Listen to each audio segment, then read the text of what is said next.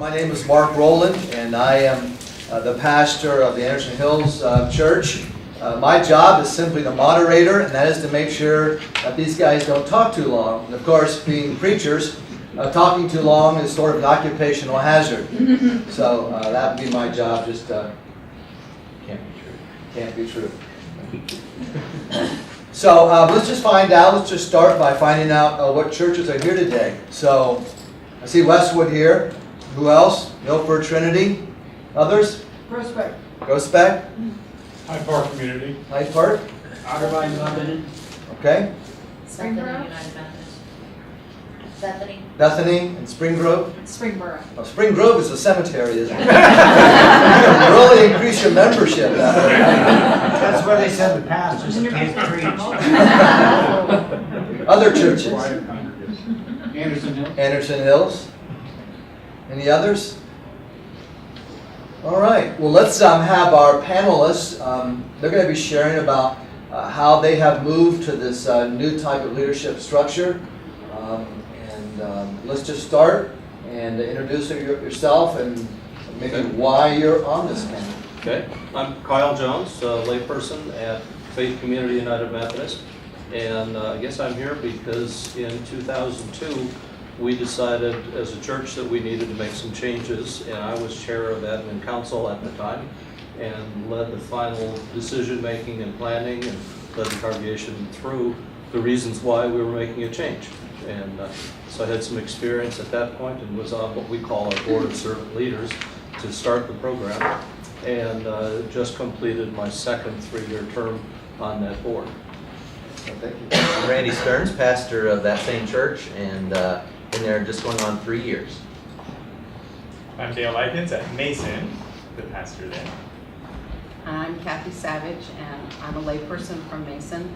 And like my friend here, I was chair of the administrative council at the time that we were in transition. And so I assume I was asked to be here. I'm David Ellick. I'm with Mountain Riot.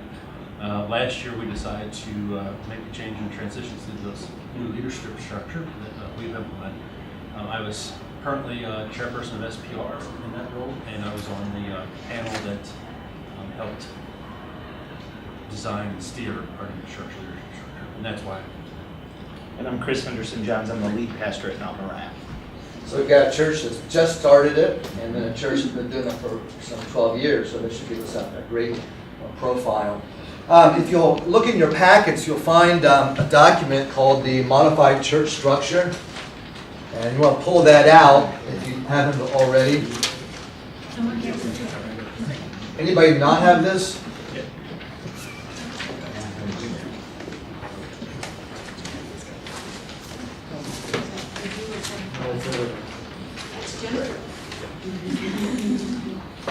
Anybody else need one of these great packages? Jen? Apparently we're bad. That's it. Yeah. Do you need one, Bob? Does Mark know you're here? No. Do you know Bob? Hi, Bob. Hi, Bob Hyde. Bob is your video. You'll see me later. Excellent. Yeah. So, real quickly, let's just go over the definition of a modified church structure, also called a servant board governance. It's an alternative configuration to overseeing and operating a local congregation in order to, this is kind of the why, to increase the quality and shared commitments of ministries. The SBG focuses on governing the operations and programs of the church as designated by the church conference, the ultimate governing body of any local United Methodist church. As you'll hear later on, that word governing is really important. And that's one of the main differences between sort of the old type of structure and the way that we do it now. When I first came to Anderson Hills, we had a council of over 100 people. And one of the good things about it was lots of people were involved in making decisions. And the bad thing about it is nobody made decisions because it was way too big. And so we eventually evolved from 100 to about 25 people. The problem is that we were still more representative ministry than we were governing. And so everybody's kind of looking for that piece of the pie. youth ministries and children's ministries and the UMW and the men's ministries. Everybody's wanting a little bit of the resources, the scarce resources that have become available. No one was really interested in governing so much as making sure that they had what was coming to them. Since then, we finally whittled it down to about a 7-member board, and we find that we can make decisions quickly and efficiently. And when you have everybody aligned, it's a wonderful way of leading the church. So let's move right into our video, and Bob's going to be speaking to us, and Chris is going to get us started. Hi, I am Bob Highland. Thanks, Bob. Thanks, Bob. Thanks, Bob. Some legal considerations to keep in mind if you choose to begin the transition to this different structure. So we're going to go through our panelists now, and we're going to ask them 4 questions. We'll give each of them a few minutes to answer. And then at the end of this, we're going to have some question and answer time. And then our hope is to finish up about 1:50, because that's when we're going to begin moving to worship. So the first question is this: what is your current church leadership structure, and how did you get there? And we'll go ahead and start with Faith Community. We start with a 9-member board of servant leaders, 1/3 of whom rotate off each year and are replaced by newly elected members. Those members are elected after a nomination and discernment process, and then elected at annual conference. Part of the discernment process is making sure that they meet some very specific requirements and looking at diversity across the board to be sure that we're maintaining a breadth of diversity on that board. And the board is responsible for setting vision and strategy, and responsible as the legal entity, many of the things that Bob was talking about in that video. The board is matched with a lead team, we call it, of paid staff that are responsible for the execution of the ministries. We started this process in 2002 when we recognized that our admin council was getting bogged down with decision making. It was really much more of a reporting process, and because the admin council wasn't making decisions, too many decisions were having to float up to the senior pastor, who got bogged down in all of that stuff, rather than being able to do the things we really wanted him to be doing. So we did some analysis of what other churches had done, what other corporations do, boards and so on, and decided to make a change in 2003. As chair of admin council and with one of the other members of the subgroup who had recommended this new structure, we took the church congregation through a whole series of meetings to explain why we were doing it and what we were going to end up with, and eventually made the final decision at annual conference to transition. And then we started the board structure in 2004. One of the important things that we had to do was to go through the book of discipline and decide what were all of the things that were required in the book of discipline to be sure they were covered either by the board, where it came to legal responsibilities, again, as Bob highlighted, or if there were other things like hiring, firing of non-clerical staff, and some of those were delegated to another part of our structure. So we divided all of those responsibilities between the board and committees, mostly led by paid staff, and began operating with that in 2004. And the structure has served us well with some modifications. We review periodically what all the responsibilities are, and have updated our job description, so to speak, for that board and for our lead team periodically. Now, you said annual conference. Did you mean charge conference? Charge conference, yes, excuse me. Sorry. Mason? We have this is our 3rd year of having a leadership board. We have a 9-person leadership board. Again, they go through, just like the faith community, a nominating process that requires an application, certain other requirements that we ask of them, and an interview process. And then they are elected actually we do it at a church conference. We invite the whole church together to do that once a year. And then they have the responsibility of setting budget, dealing with legal issues, as they were talking about. Also, you know, they set vision and direction for the church, and then in a sense kind of hold me as lead pastor accountable for being sure that that vision and direction is what's happening, and all the rest of that works down through staff and other volunteer ministry leaders. And I was going to ask Kathy to talk about surprise, but how we got there a little bit, since she's part of that. I was previous to having this governance form, I was chair of the administrative council, and we spent a year in the council, a full year, of attending to the details and the concept of this process. The first thing was spending time talking about where we were as a church and as a council, and what worked and didn't work in our council formation. And then we had a task force that worked going through all the things that you outlined about who does what now, and how would that look in our new environment. We asked all of the current members of the administrative board and chairs of commissions and committees to outline all of their responsibilities, all the things they did and all the things that they thought were important. And we went through a lot of scenarios on the task force about, well, what would happen if? What would happen if in this scenario, and trying to see how it would work. And we did go to use as a resource in that development other churches that had already developed it.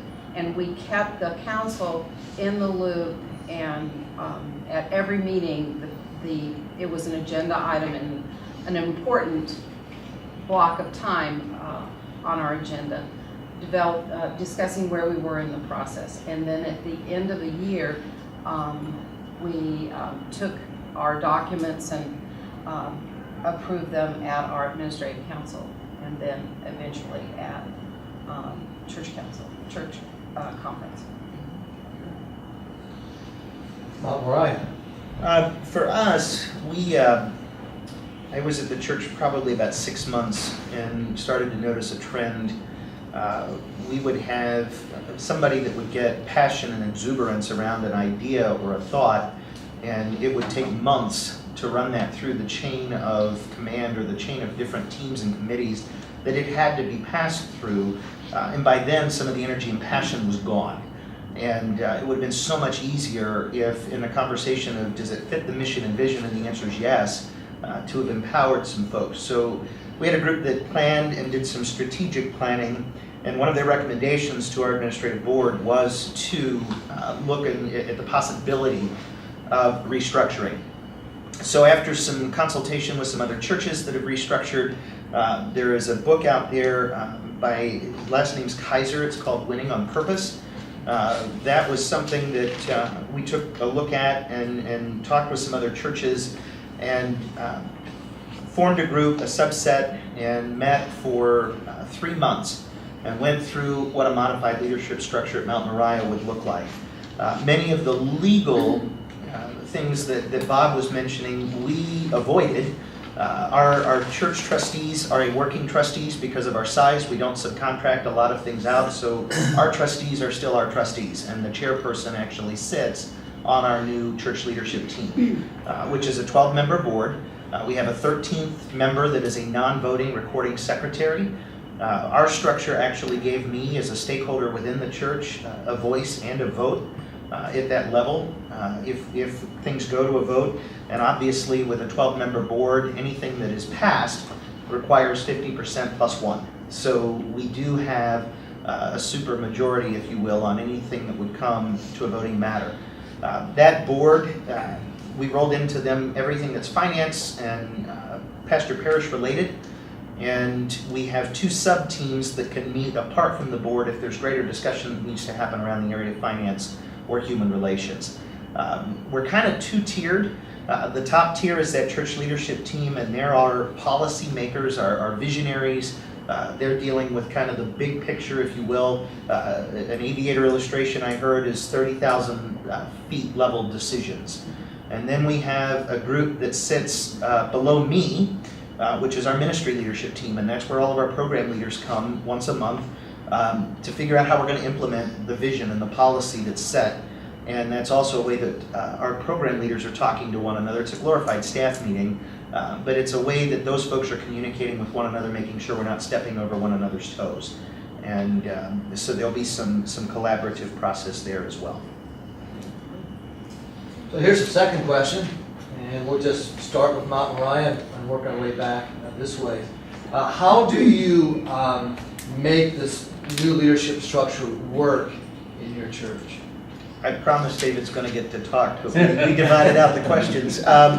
So for us, in consultation with some other churches, we learned that there were a lot of churches that spent a lot of time developing the process and very little time on the implementation side before it went into effect. And the learning that came from that was that as things were implemented, there was mass confusion and a lot of chaos. So we spent actually less time. We spent 3 months developing the structure. It passed through a church conference in August. We are just now launching. So we spent more time launching than we did to get it approved. And that was partly to make sure, and we'll talk about this, that the right people were in the right places. Part of it was to try to communicate what's going to happen, to establish job descriptions, roles, and another document that we call our guiding principles. And that is the covenant, the boundaries, the guidelines for how that new church leadership team will operate.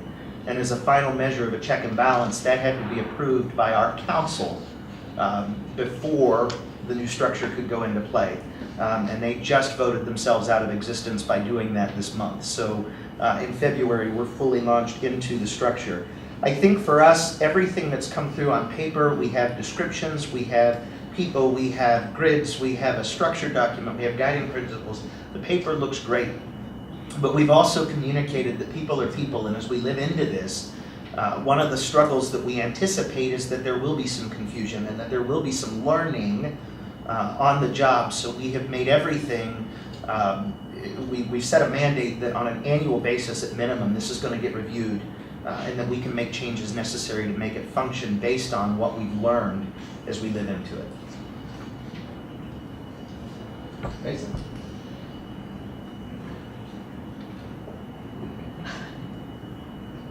We have a nine-member council, voting members, and then our pastor, our lead pastor, is a member of the council, but not a voting member of our council. The ministry, it is truly, the leadership board truly is tasked with defining our vision and purpose and holding our feet to the fire to do that. They, like Mount Moriah, we see the leadership board as visionaries and not ministry doers by their job responsibility on the leadership board.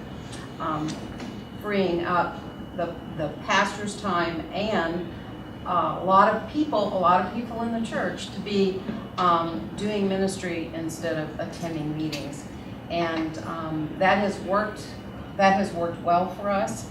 It has also allowed our Dale and Lisa to spend more time on a coaching role and spend one-on-one time with our ministry leaders, coaching them and helping them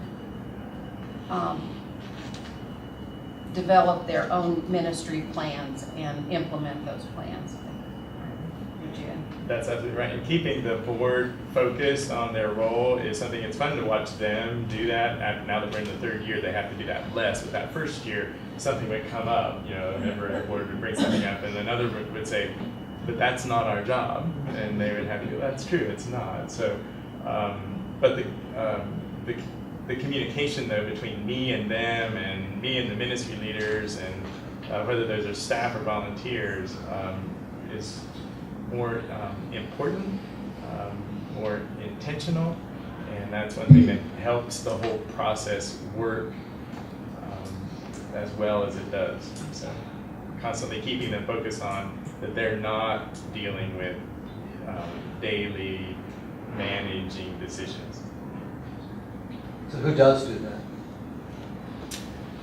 All of those ministry leaders, really, and the accountability runs back to me through the board, but there's another whole, group of folks underneath there, even an executive director that works closely with me that then allows us to duplicate that DNA in all the other ministry areas. Please. I also don't have a vote at the BSL, so just to balance that out a little bit.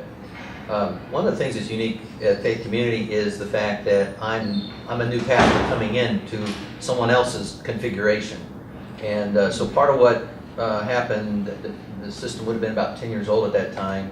And as I looked at their documents, I didn't, I asked questions. What does this mean? What does this mean? And so everything, a lot of components, I had to get definition of from others. And so we worked our way through the very first few months there, a process of looking at the documents and defining all the question marks. It still could be done again, because if you came and looked at them, you would have questions. But the point of the matter is the document needs to be objective enough that anyone looking on can answer the questions instead of having to talk to a person. And so that was a helpful transition for me coming into someone else's configuration that had already been set up. I think that's kind of the issue that we'll look at in a second about when transition occurs and how to bring that person on board as quickly as possible, who's the new pastor. The other piece that is vitally important is for us is job descriptions and definition and boundary so that everybody knows who's doing what. So we have a very good documents that define each of the BSL, our Board of Servant Leaders, and the lead team, which is the staff persons that are bringing out that vision. And each one of them have a job description that anyone can look at it and understand. So that is a very vital part. I kind of serve as the bridge between the two entities. As the pastor, I'm on the board and I lead the lead team. And so that seems to be the bridge at the moment, but that constantly is being redefined because, okay, finance needs to be better defined at the BSL. So now, a few years ago, they started coming to a rep came to the BSL. Well, now we need a board member to go to the finance. So communication is an ongoing issue that we look at at the end of each board meeting. We actually define what is it that we want the church to hear from this meeting that reports out to them so that they are aware of the business of the board. And then, let's see. There's also 2 meetings where the board and the BSL meet together each year. It's typically more visionary or spiritual in its context, but to try and keep relationships. This last year we added a meal so that there could be some relationships built stronger. When I came, there seemed to be a little bit of distance between the 2 entities, and almost pitted against each other, not by intention, just by default. And so building that bridge back was part of what happened these first couple of years. So the next question is, making these changes in your leadership structure, how has it made things harder at your church? Mason, since you guys are always second, we'll let you be first this time. Always be second. Well, one of the We can say things it we realized is how much of an informal communication network there was because of the size of our administrative council. So if you have 20 members on that council, then it's like that old commercial about you tell two friends and three friends to two friends. So you have 20 points of contact about, you know, the next day they're going to talk about what happened, or the next Sunday they're going to talk about what happened at that meeting. And so that's an avenue of communication, of broad grassroots kind of communication that doesn't completely go away, but to a large extent does. And so communication is even more important than ever before. And it's important, one, just because people need to know, and two, because people need to perceive that they know. There's no, you know, there's no intention of keeping secrets and keeping it under, you know, under most things under wraps, but that because that informal network has kind of gone away a little bit, then you have to be more deliberate. And the other thing we found out is it doesn't matter how deliberate you are, it's not enough. You know, because unless you go door to door and say, here's what I want you to know, and here it is in writing, and here it is in your email, and you know, and every option that you have to communicate is. How many of your churches have that same Well, it issue? intensifies. Nobody? Okay. For us. It's just For us, us. it It is just intensifies. us. And it's something we hadn't even thought of, and then people are like, well, we never hear anything. It's like, well, yeah, you do, but it's perceived differently, so, you know, it's getting better, but it's a Is this, so are the minutes from this whole board meeting, are they all confidential now that there are personnel issues in those minutes and that sort of thing, or? Could be. What do you guys Yeah, do? it is, they're not particularly, but first of all, again, the board doesn't deal with those managing issues, so we, you know, but we just, I, for instance, will often bring up, like if I bring up a staff issue, because I need them to know, and I want their input, I'm not asking them to decide, because there's a difference, when we talk about it, so therefore we would not put that out, and they don't do a lot of, they don't make a lot of decisions in every meeting. Okay, so there's not a lot of minutes to put out, but for us, because of that, because we've had some budget concerns, which is their responsibility, and therefore that affected staff, and so we haven't made them public. Does anybody, do you guys make them public? I was going to say, Faith, our board meetings are open invitation. Anybody can attend. And we very specifically go into an executive session when we go into those kinds of conversations. And at that point, any guests who happen to be there are asked to leave. Unfortunately, very few people ever attend. You know, we get one or two a meeting, and occasionally we may get 3 or 4, but that's not broadly attended. So we also have lost that communication piece. And I think with communication loss also becomes a question of trust. You've suddenly put all the authority and power in the church into a small group that conceivably can be handpicked by the senior pastor as yes people to do his will. And we've made sure that we've got this open nominating process. We've doubled up on communication. We do the same thing that they're talking about, communicate in writing every month after a meeting what we did. And so we do a lot more communication to try to maintain and build trust. So trust is one of the things that I think being new at implementing this, that Mount Moriah is currently struggling with, right?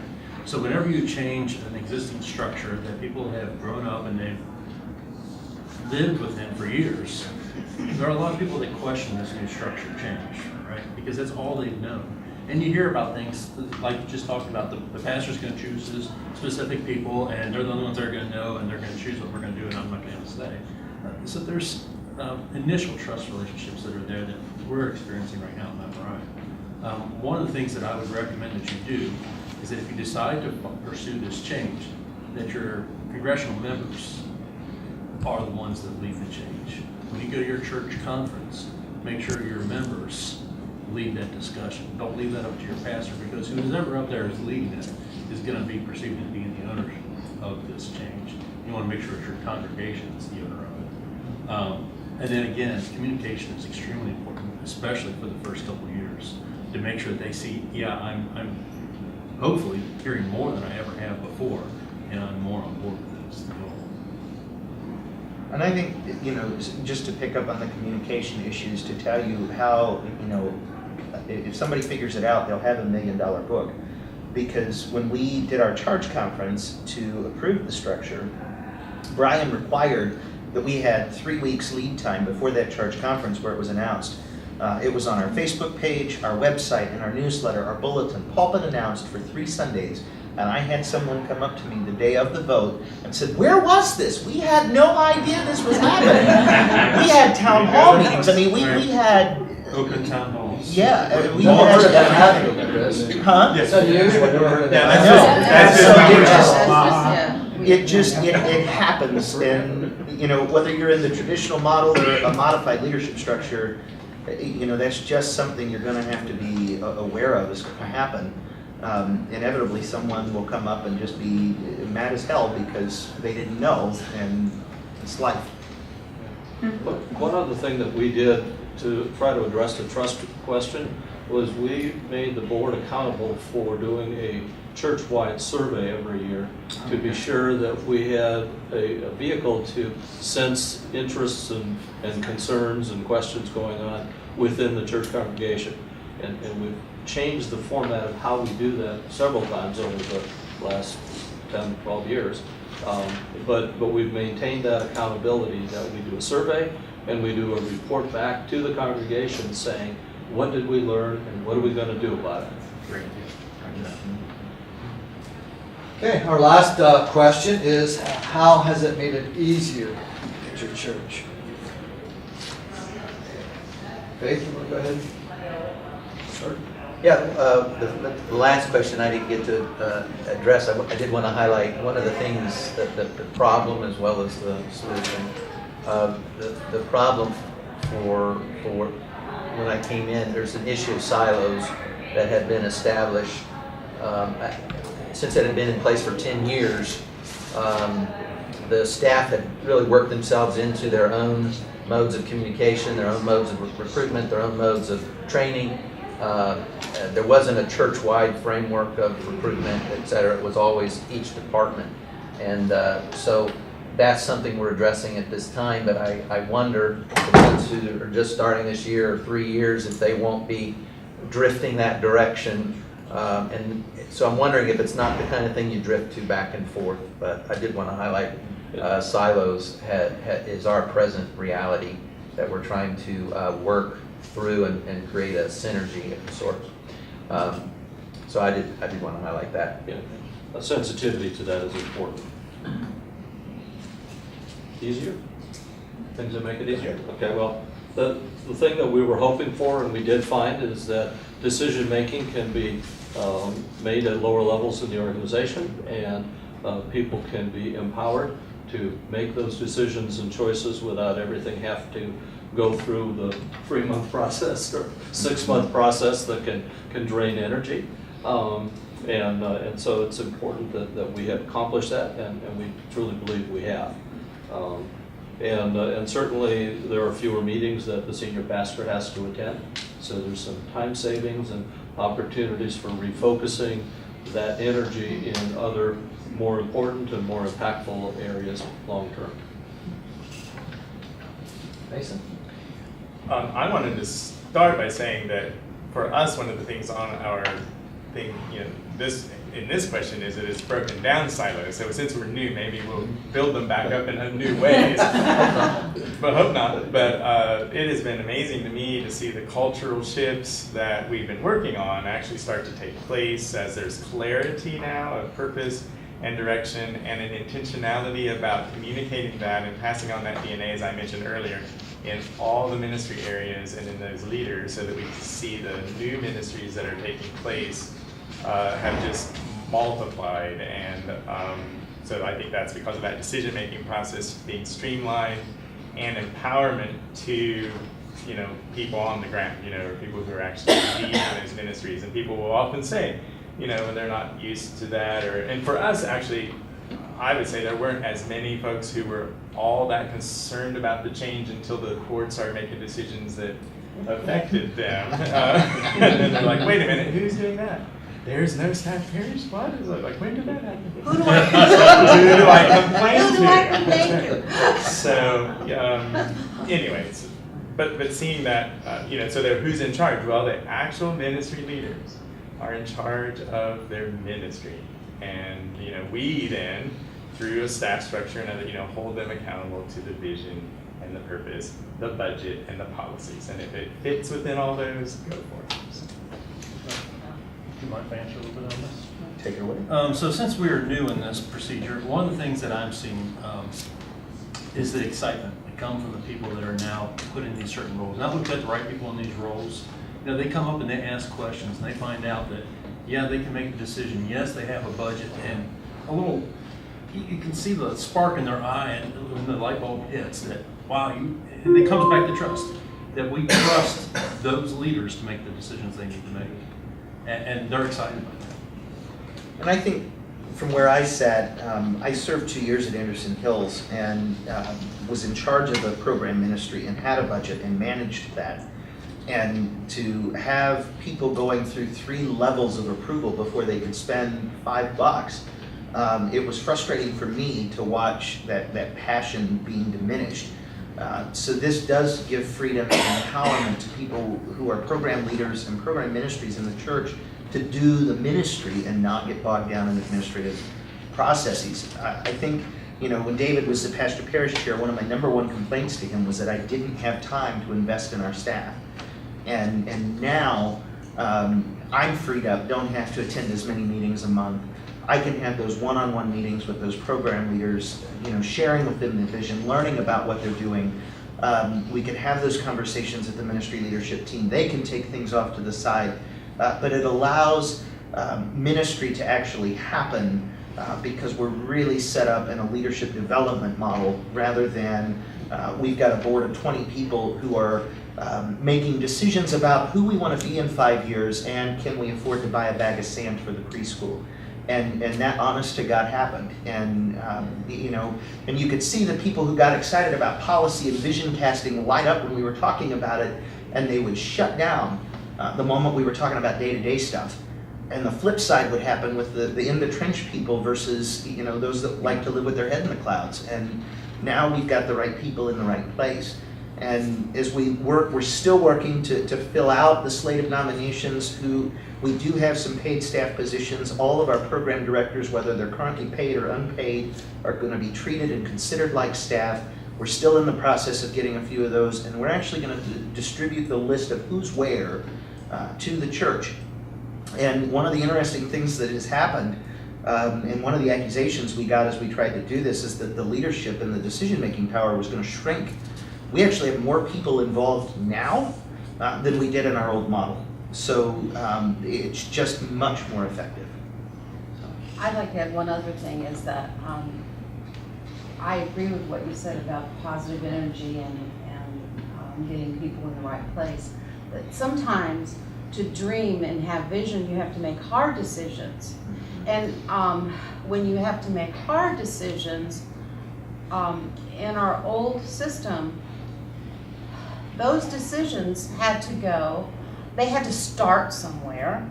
And if they started in SBRC, maybe they had to go to finance, and then the cycle, everybody in this room knows the cycle.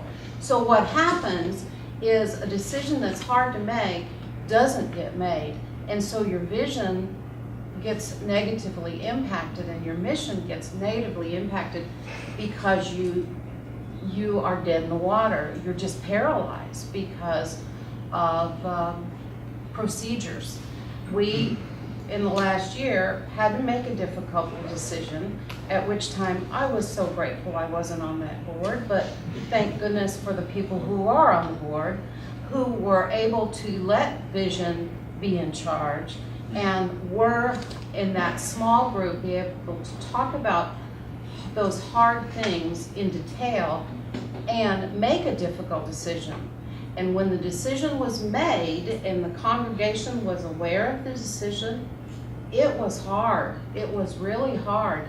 And I was one of the people, wasn't involved in making the decision, and it was hard for me to hear of this decision.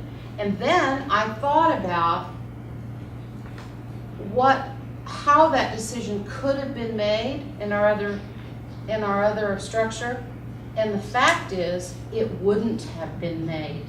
And it was a good decision. It was a hard decision, but it was a good decision. And we would have just drifted along in the old way and been weighted down by not making a decision. All right, so let's open it up and see what questions that you folks might have about what's been talked about so far.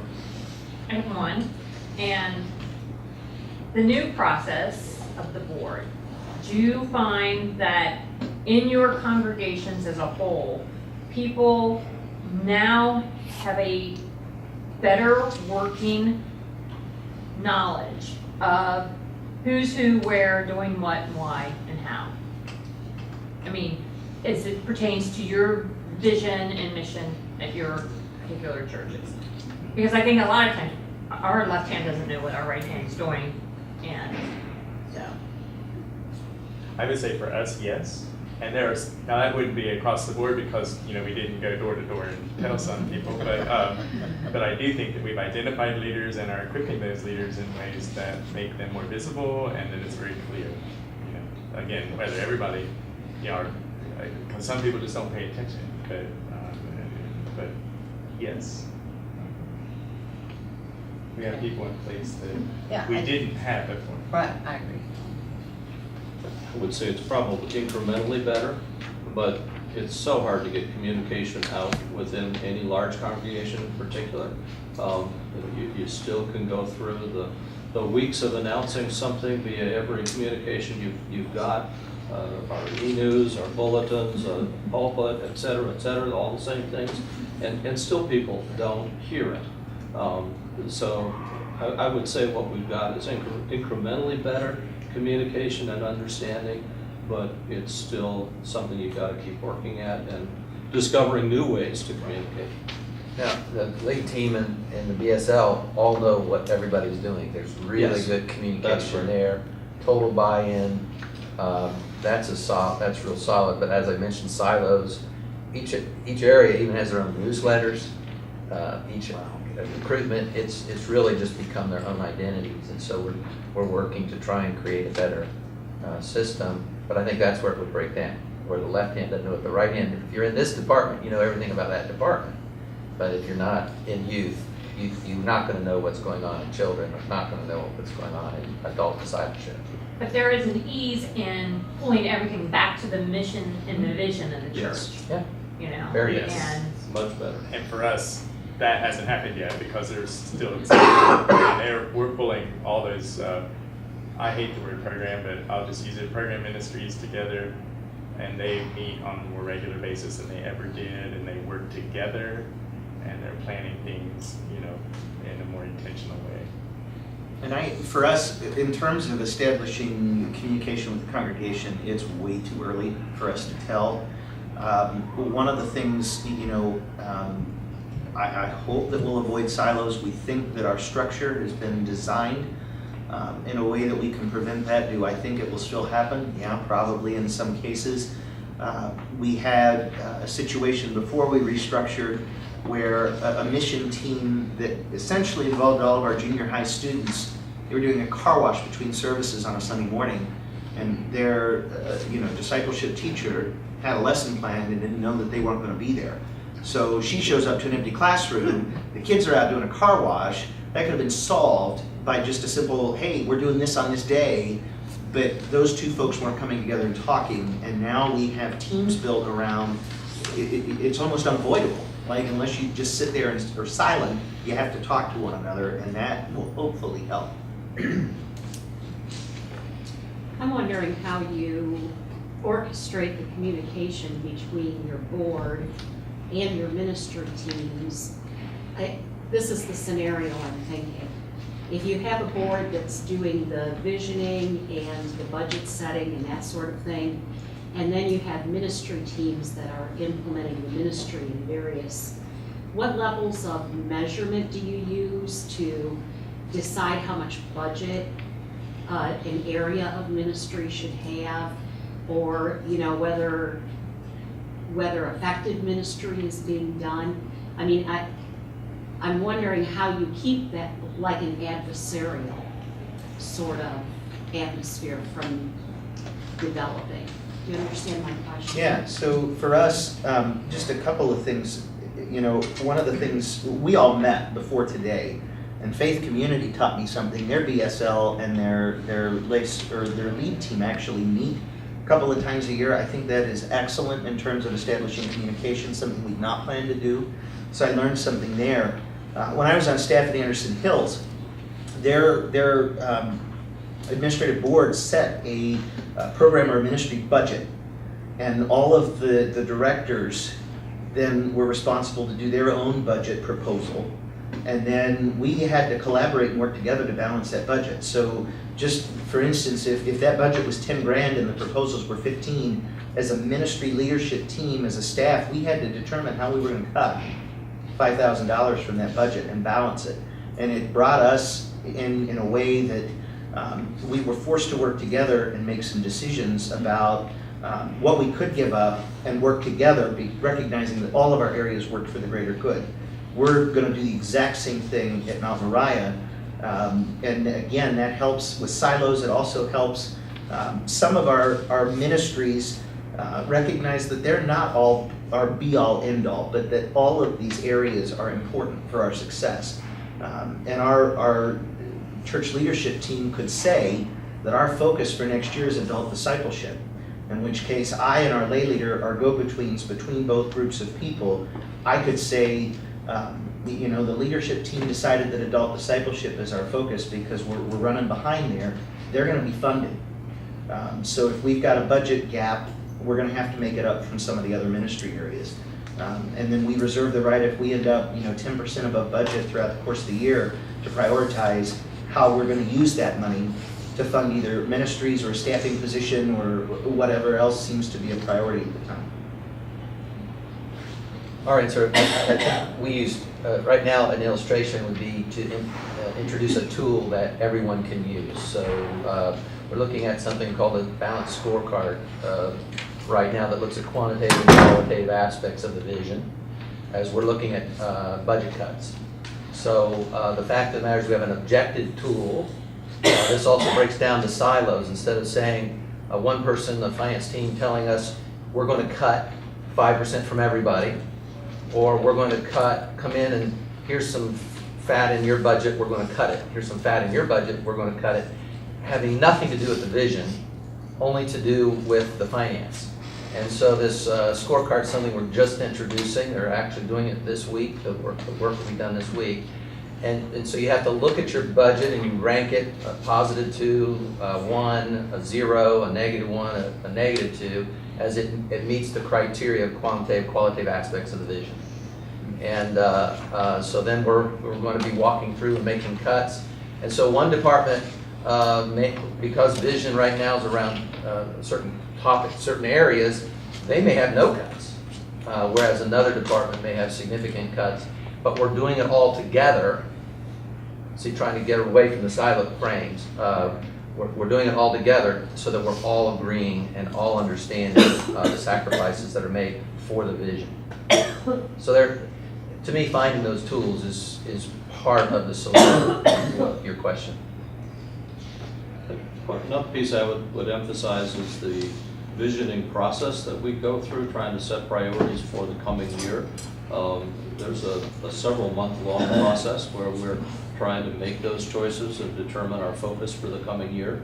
Randy's role as the senior pastor and participant in both the BSL and the lead team is critical to bring those two perspectives together and get us collected on a unified vision. One of our 2 meetings between those 2 groups is in January at the beginning of the term of office for 3 of the new members. So there's some alignment for new members as well as alignment between the BSL and lead team. And then there's that reconnect period in the middle of the year where we again come together with those 2. And then there's work topics that have to happen, and again, Randy's role as a senior pastor on both is critical there. And a final point I'd mention is that each of our ministry leaders writes a monthly report of what's happening in that ministry area and how does it fit with the vision and priority choices that we've made. And those get reviewed by the members of the BSL each month. They get posted to a website, and so we can see what's happening in each ministry area with a fair degree of detail, not necessarily all being reported in conversation, but being reported in a written format, so we can see how that is fitting with our vision for the year, both the short term and of course the longer term vision. And all of that serves to keep us aligned and focused and put priorities in the right places to meet our goals and objectives. So those written reports are another piece of important communication to the BSL in particular. Sir. I have a question for all of you. The hardest thing you'll ever do as a church or as a congregation is change. And a lot of people, like I think you had said, you know, they're used to the same processes 25, 30, 40, 50 years. I wonder what your experiences are with your congregations. How difficult was it for them to accept that things were going to change? And once implemented, did they accept it? I think for us, and Kathy, I'm just going to say this a little bit and let you jump in, but I think that, to be honest, I don't think most people paid that much attention to how all of that is done. There are some lifelong Methodists who, we have some retired pastors in our congregation and such, who know how it's supposed to be, you know, and that are probably having the hardest time with it. But overall, I don't think that it's a widespread, and you know how a few people can feel like hundreds, you know, depending on how intense that is. So we can often get the perception that, oh my gosh, everyone's, but overall, there is not that kind of concern. I think it was accepted, but do not get me wrong, that there weren't some very intense, you know, unacceptances from folks, but not trying to stop it, but still trying to understand it. Is that? Well, yes, and I think once you put the fire out, don't think the fire's out. Yeah, that's And I think so you just have to keep that. and I think there is a pretty close inverse correlation between the length of time that you're a United Methodist and your willingness to accept change, because we're methodical. And if you come from another denomination, this leadership structure, I think, is much more similar to what many other denominations have operated on forever. And so if people come from another denomination, or they're not long-term United Methodists, I think it is easier for them. I mean, lots of new people. And so I think that's. Is that That's true? that's At Faith Community, I think it was facilitated, made easier by the fact that our admin council was the group that really originated it. So the existing structure not only originated the thought process, they went through with great methodology to be sure that the functions and responsibilities were going to be addressed in the new structure. And I think somebody else made a point that the presentations to the congregation were led by lay people. So I, as chair of the admin council, and another person who'd been a part of a subgroup appointed specifically to look at this, led those town hall meetings, and we probably had at least a half a dozen. Some focused on individual groups, some simply open meetings, and we went through the rationale as to why we felt the need to make a change, and then explained the very deliberate process of how we were going to ensure that the discipline functions for the Methodist Church were going to be addressed and fulfilled by the new structure. And we had org charts that showed where every single person who'd been on a committee, where they would fit into the new structure. And that was paid staff and volunteers as well. So the intentionality, the thoroughness of communication were all critical to get the buy-in from the And that made the congregation. transition easier then. And I think us for the task force that was appointed by the church council, the whole church council, that worked through the change and the transition was made up of the chair of staff parish, the chair of trustees, the chair of finance, and the church council chair, and the lay leader. So the people involved in like doing away with what they did were the ones at the table making those decisions, and so that was helpful. Just to remind you, 12 years later, you don't even talk about all this stuff. Exactly. We're not talking about it at all, ever. So we're dealing with other issues of change. So this isn't the only silver bullet that's gonna fix everything. This is just this year's view of change. Yeah. And you just keep working in other areas as you move forward. A week before our vote, I received a couple of emails and phone calls that there were some people who did not like Universal this. intuition. And some people turned out to be about 20% when it was voted on, but they were by far the most vocal. This week, as we started to transition, I had a meeting with one individual who expressed to me that changes and decisions are being made without the congregations not being allowed to decide and make decisions, in which case I reminded them that we do not have a congregational polity. I had another person who sat down in my office this week, and we are moving to an application process, much like I believe both churches up here are using. This first year, because of where church conference fell, our lay leadership team had to fill many of the positions to get them set and established. And they began questioning some of the individuals who were chosen. Ultimately, the conversation ended with they are leaving the church. So, you know, as Dale said, I am now having some intense conversations, and it's going to happen with any kind of change. And I think you've got to stomach that. We, like Mason, a lot of the folks that were on the group of folks that developed this were folks that sat on our current administrative council, sat in our current leadership structure, saw what was not working, and sat in those positions of leadership and tried to figure out how we could make it better. These were folks who already had trust within the congregation. So when they said, we support this, that built up a lot of cash in the bank to get this thing approved. What's the question over here? Sir? I just had a question for Faith. Maybe I misunderstood what you said. But did you say that everybody that was on a committee is on a committee? No, everybody who was on a committee would know where they would sit in the new structure. That's what I And mean. if they chose to continue in that role, fine. If they wanted to leave and move to a different area, that was certainly fine as well. But we wanted to be sure that nobody would feel like they'd been left out. So how does it address the issue of not, on the front, it talks about not enough laity to fill the slots. Obviously, you didn't have that problem. No, we didn't. You had plenty of laity to fill the slots.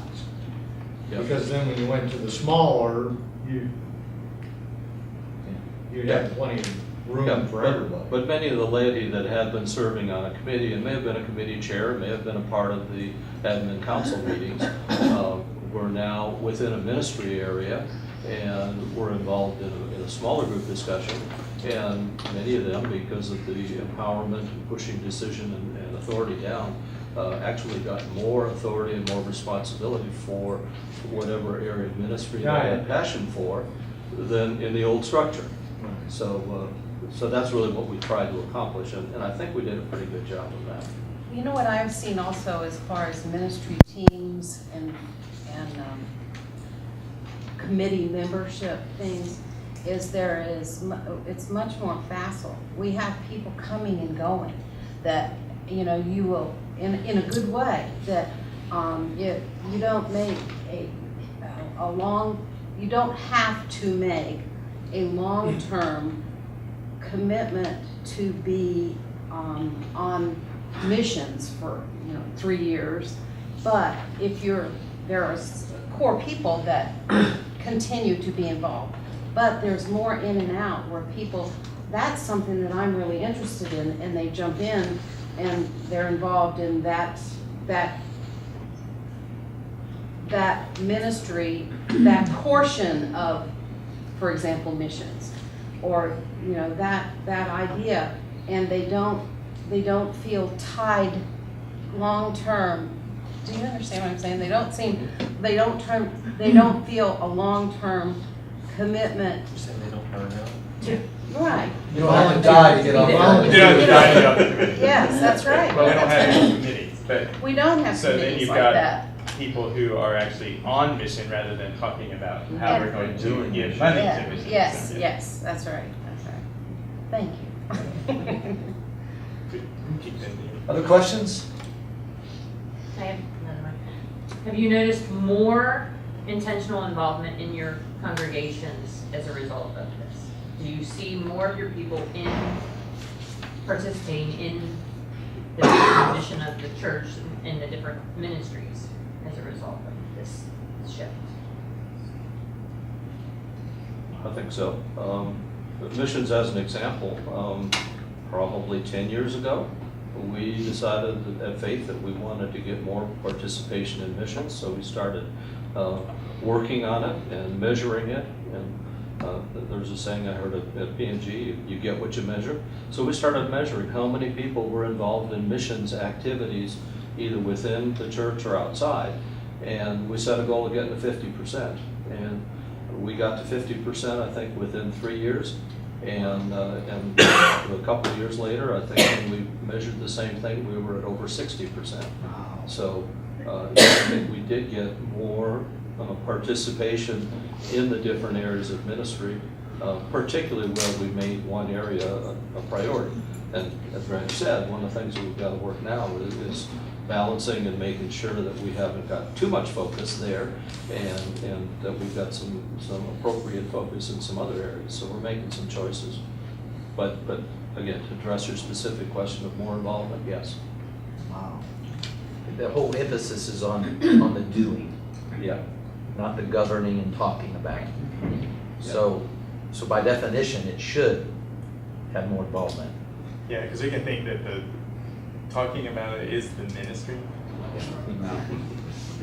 Right. And for us, it's just been 2 full years, so I would say yes, but we haven't gotten around to where we measure along with that, like they've had that experience. For us, obviously, it doesn't work. Let's give a hand to our panel. Oh.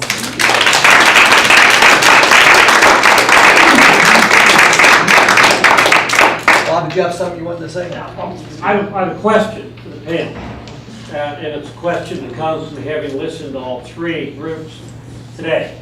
And that is, it seems to me that the time being saved is that of this, whatever the governing body is, whether it used to be a church council and it's now a leadership team or governance team, that there are still these other groups who are, even though they aren't officially called trustees, they're still serving that purpose.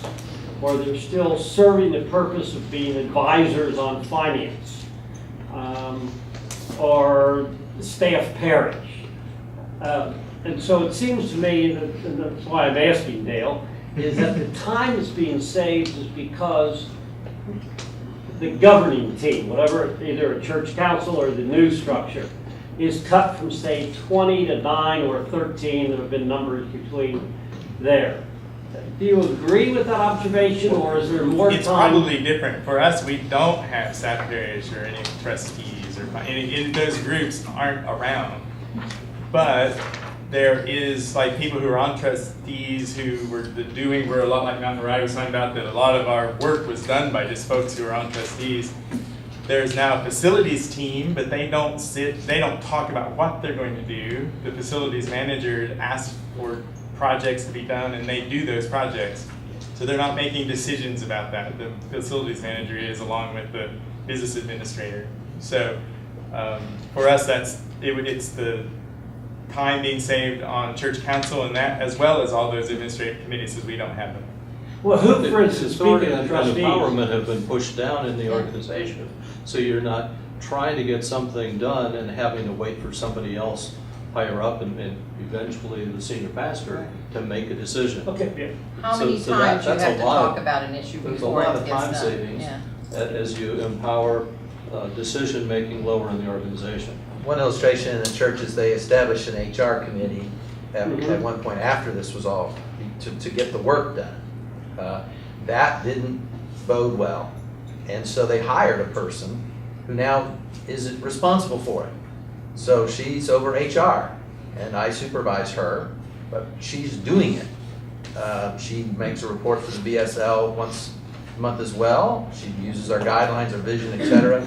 But And for us, that's neat because we didn't hire anyone. yeah. And then the finance, however, was complex enough that we created a finance team. So there is a finance team at our we system. have one, 2 or 3 people. For us too, about staff, that's a question that always comes up. We don't have any intermediary. It's like I am assuming, it's been years, but in a business, if your supervisor is me, for instance, then I'm your supervisor, and we have to deal with each other. And I, have that responsibility and task. I can hire and fire, but my nature is I'm going to be sure I'm talking to the leadership board if there's an issue, just so they know. I'm not going to ask them to decide for me, but they will help me do that. And our business administrator gets involved in that too.